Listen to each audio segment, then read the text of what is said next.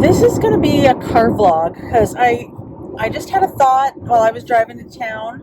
We live 30 minutes outside of the city, so I go to town probably once or twice a week. Today is for a dentist appointment though, however. But I was just thinking in the car, like that's the one thing when you live out of town and you have lots of time to think, while you're driving. And that was the great thing about living out of town when I had my girls, is we talked all the time because we had a half an hour before we got home all the time. But anyways, I was thinking about my food addiction. I've been doing all this work and really getting to the root of my food addiction problem, and why I lose weight, I gain weight, on a repetitive basis. And I just want to say that losing weight is not the hard part. Losing weight is not the hard part. As much as you think that it is so hard to lose weight, compared to the work that I am doing now, it is a piece of cake to lose weight. I'm just going to tell you that. And I know not everybody is in my situation and my scenario, but I really want you to dig deep and really, really think about your own lives if you've kind of been this roller coaster of weight gain and weight loss. Now, I've explained when I was younger how sick I was, but I never really went into detail.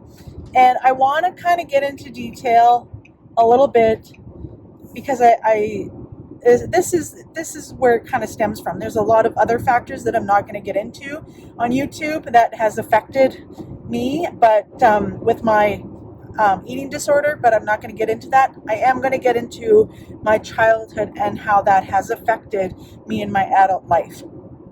First of all, I had a most wonderful childhood. It literally was the best childhood. I think about it even to this day, how lucky I was.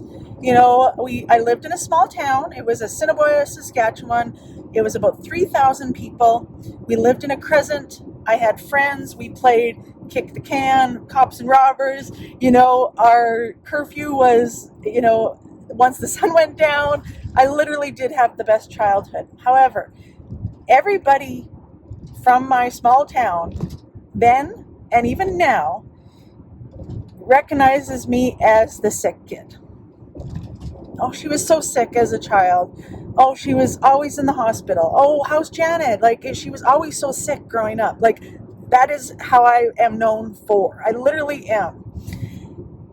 And it really has affected me in my adult life for the simple fact, eating specifically. I have had severe food allergies since I was 2 years old. And by severe food allergies, I was allergic to absolutely everything. Like, I'm not even kidding and exaggerating when I say that. I did a lot of allergy testing.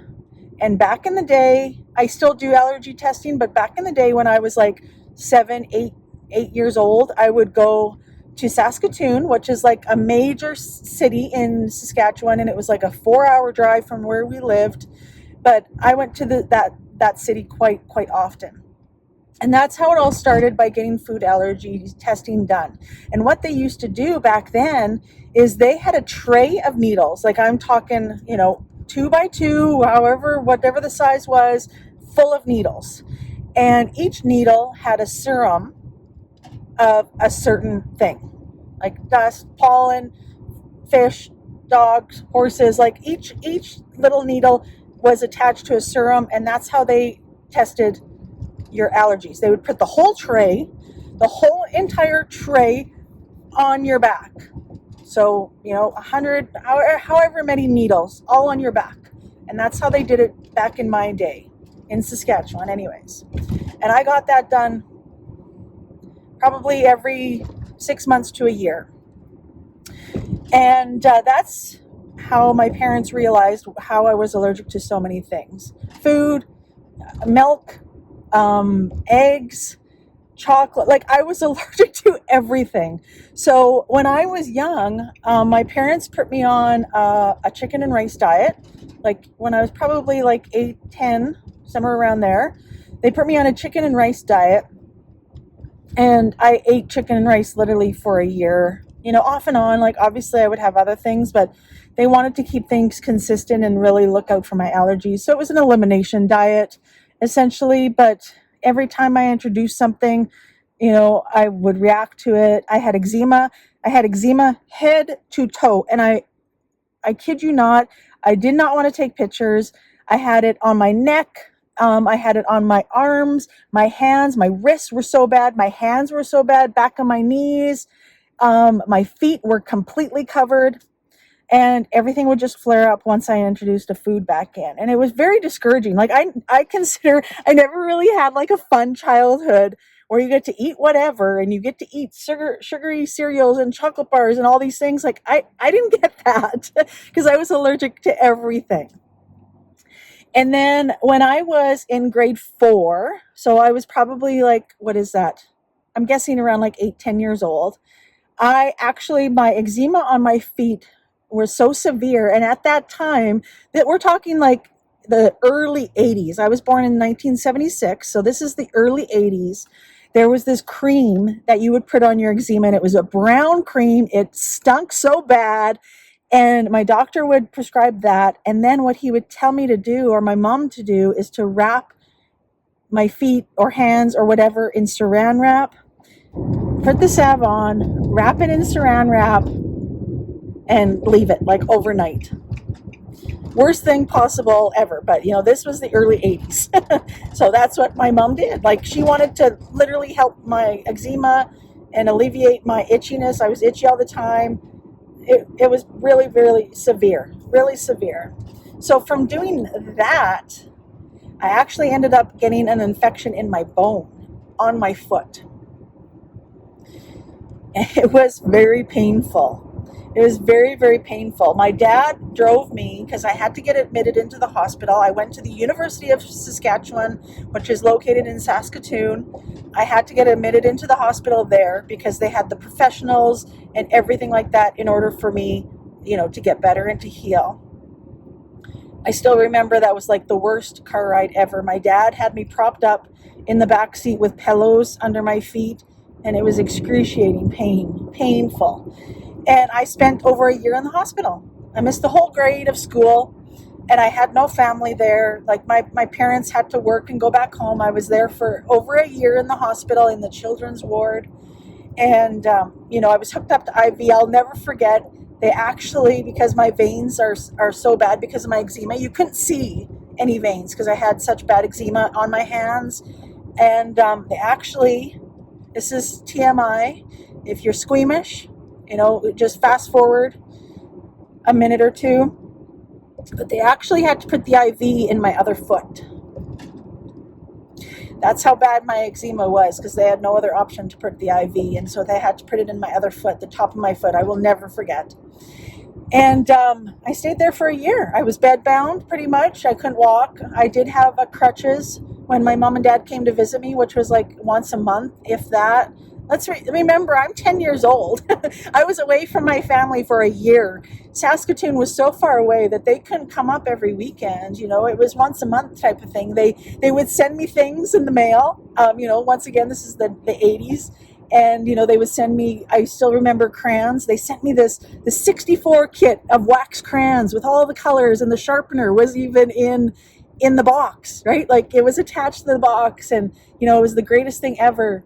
And I still remember that. But I spent a lot of time in the hospital.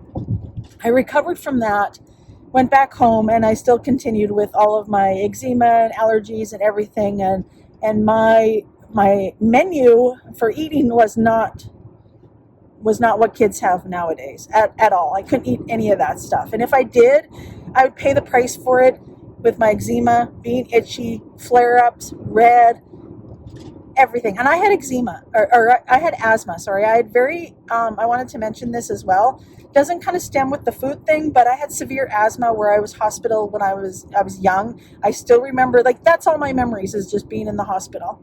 Because I remember my sister came to visit. I was in the children's ward. I was probably 5 years old. And, there was a tent I had to sleep in, and that was oxygen. Once again, early 80s. But my sister would come and visit, and they would close the doors fairly early in the children's ward. But they had these French doors into the children's ward, so you could see through them, like outside, but the doors were closed and locked. And my sister would come and visit me, and we would play cards under the door, because you could see each other. and you could play cards because you could put the cards underneath the door. She would come and knock on my window. That's what she would do. She would come and knock on my window in the hospital room because it was there was only one level in our hospital, and she would point like, meet me at the door, and I would go and meet her at the door, and we would play cards like fish or something like that. But those are my only memories. All of my memories are literally hospital memories. But anyways, that was a whole different thing. I was hospital all the time for my asthma, all the time, my whole childhood, between that and my eczema. Anyways, so I know that my food addiction, when I got older, my mom, so fast forward to when I was 14, 15 years old, my mom would take me to, I'm not exactly sure the correct term, and I don't want to, sound horrible, but it was a homeopathic person that would come into our small town, and they would come once a week, once a month. I can't exactly remember the duration, but it was only a few times. My dentist is kind of right behind me. And they would come, like I said, once a month or once a week or something. And she would work on me, and she wouldn't touch me. She came to a hotel. I still remember. You would lay on the table that she had there, and she would just use her hands, and she would go from head to toe, and she would do her work. And I would get so hot, and I would get so red, and that was a sign that it was working. And my mom did that. It was expensive. It was very, very expensive. And my mom did that for 3 or 4 years up until I graduated, and it worked. To this day, it 100% worked. It cured my, I don't want to say cured because I still get flare-ups, obviously, from the heat and, some food items even still, but it worked. My eczema cleared up. My asthma got better. My allergies improved. And this was the time I was ready to leave home. And I came to Medicine Hat to go to college. And at that time, I was so much better. I was eating all the foods, and it was cured. It literally, that woman cured me, I swear. But up until I was probably 15, 16 years old, I was so sick. I was in the hospital. I had so many food allergies. I couldn't eat what I wanted to eat. I couldn't be a kid like I wanted to be. There's all these kids, especially when you get teenagers, they're going out, they're eating chocolate, they're eating candy. I couldn't do any of that. And, I think that kind of stemmed into my adult life. And I lived in a small town. We had no fast food. We had a little grocery store. But when I came to the city and I came to Medicine Hat, it was all at my fingertips, 24 hours a day. And I indulged in that. And that has prolonged into my adult life 25 years later since I've moved to Medicine Hat. And, I really missed out on my childhood. And that is the stem of my food addiction, with all of that happening to me, because you don't think of that really affecting your adult life. But it 100% did in my food addiction. Now, there's other addictions that I could have turned to, right? There's people that are alcoholics or drug addicts, because of their childhood or trauma I feel like people that have an addiction have a gene. I've talked about this before. My dad is an alcoholic. Jimmy was an alcoholic and a drug addict. They have been sober. My dad quit drinking when I was 16 years old. Jimmy quit drinking and taking pills, 16 years ago now. And with me, it was just food. It was food. And I never got to do that when I was young. I was so sick. I was so sick. And it's funny, even now, when my parents go back to Assiniboia, because my brother he did the Saskatchewan Country Music Awards that was held in Assiniboia, and he was the director there. And so my dad went and visited, and that's how they ask about me. They ask, how is Janet? She was so sick as a child. Is she any better? That's how they know me. That is how they know me. That's they put two and two together as Janet and being sick all the time. And I really was, but that doesn't define me. I don't even talk about that, other than the work that I've been doing on myself to kind of get a conclusion for my addiction to food. but I don't talk about any of that stuff because that life doesn't define me. Like, I know that's what I'm noted for in my hometown, but that is not my life now. I don't use that as a crutch. I don't use that. I don't even mention it to people. Like, probably my best friends don't even know that about me, honestly. Like, I don't bring it up whatsoever. Same with like my dad being an alcoholic. I don't bring that up because those sort of life events don't affect my life. And I'm in the present. I am me. I am Janet. I am not the sick kid. I am not the alcoholic's daughter. I am Janet. This is my own person. So that is kind of like, I wanted to do this video because I really been thinking about it, and I want to get you to dig really deep. If you do suffer from a food addiction, I really feel that is kind of what it's done to me. Subconsciously, like, these are the things we don't think about, how they could affect our weight struggles in the future. But I'm 46 now, and to think that was over 30 years ago, 35, 40 years ago, that I was so sick, and I'm lucky to be here. I came so close to dying, seriously dying, so many times from my asthma. And like, the technology and the medication that they have now is so good. But in the early 90s, like 1980, 1982, like, I literally can tell you multiple times when I really felt like I was going to die, literally. But anyways, I gotta go to my dentist appointment. I hope you all enjoyed this video. It definitely was just spewing out my feelings. Tell me what you think below, if you've kind of come to the conclusion of your weight struggles and what caused that. I would really love to hear them. And thank you so much for watching, and we'll see you next time. Bye, guys.